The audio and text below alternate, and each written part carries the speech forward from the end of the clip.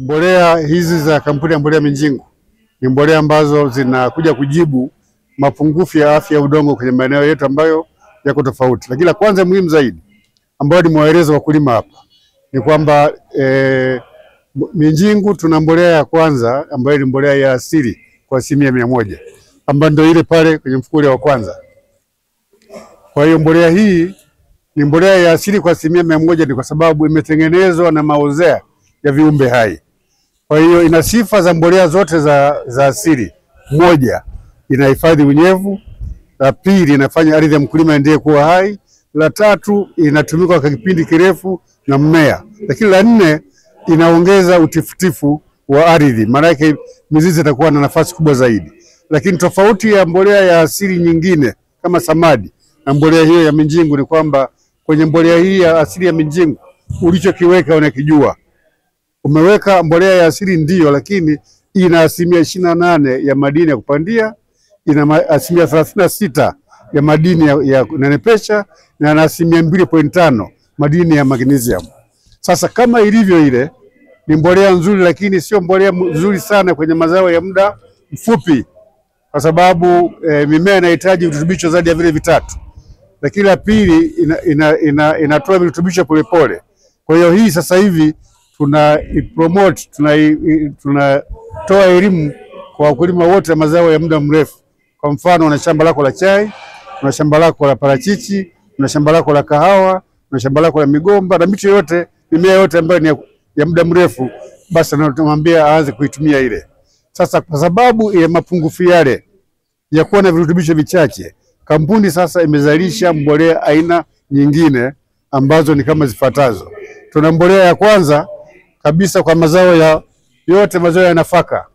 Hii inaitwa nafaka au DAP iliyoboreshwa. Tofauti na mbolea hii ya DAP ambayo wakulima wamezoea, ambayo ina virutubisho viwili, hii hapa punje moja ina virutubisho 8.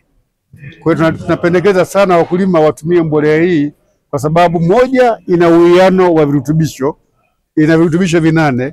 Ina maana mmea inapa mmea lishe kamili, na ukiwa na mmea kwa lishe kamili unasaidia hata kupunguza udumavu kwa watoto. Kuna sababu ya kutumia unga wa lishe kama utumia mbolea za namna hii, kwa sababu atapata vile virutubisho kwa njia ya asili.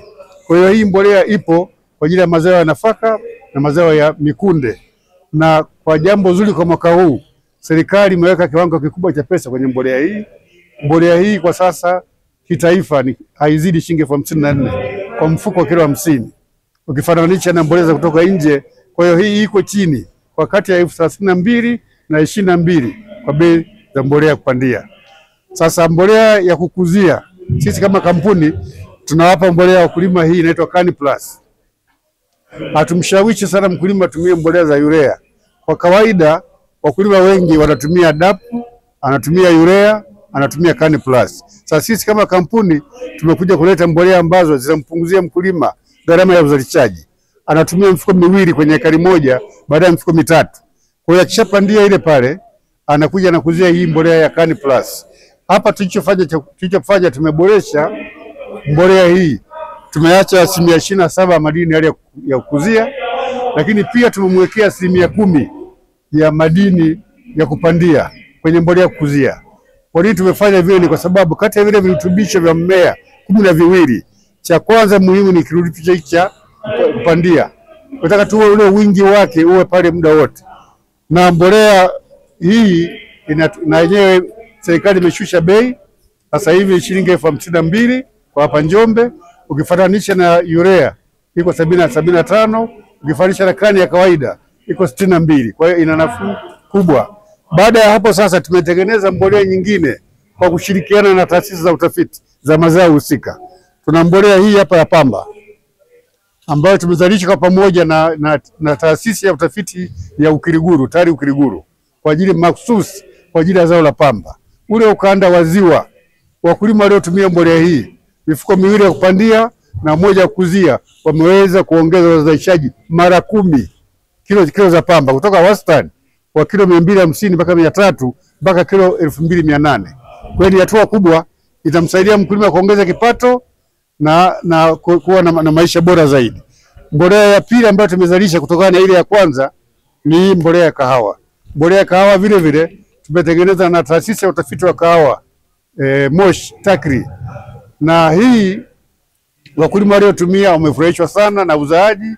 Kwa hiyo ni mbolea ambayo ipo bei yake ya ruzuku ipo. Mbolea ya tatu ni mbolea kwa ajili ya zao la chai. Tumetengeneza mbolea ya chai kwa kushirikiana na taasisi ya utafiti wa chai Ufindi au TRIT. Kwa hiyo ni mbolea ambayo inafaa, unaweza kutumia mifuko 8 mpaka 9 kwenye hekta moja, ambayo ni kama gramu 300 kwa mti mmoja kwa hekari. Na mbolea zote hizi tumefanya kazi pamoja na taasisi ya utafiti, lakini mbolea hapa ambazo hazipo ni mbili.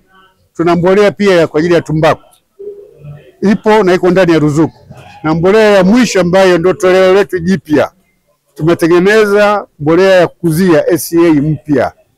Wakulima wanatumia sana SCA mikoa nyanda za juu kusini, lakini wakulima wote wanalalamika ukitumia SCA mwaka wa kwanza, mwaka wa pili shamba linashuka kiwango cha uzalishaji, na kinachoshusha kiwango cha uzalishaji ni wingi wa madini ya sulfa.